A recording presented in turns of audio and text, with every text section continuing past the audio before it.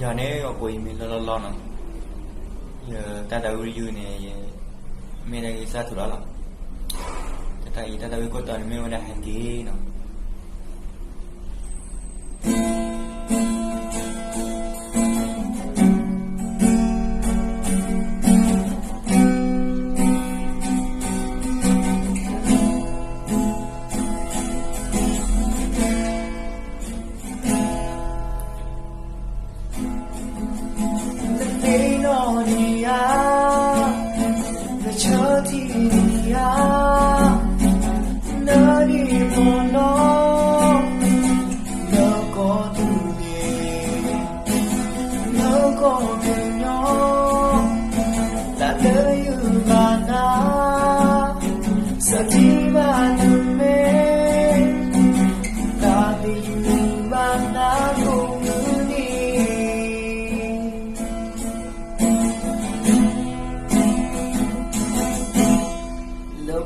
Thì qua có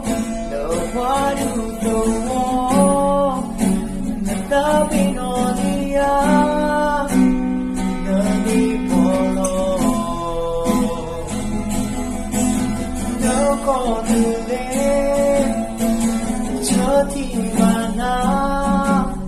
sợ cơ tu ta đâu na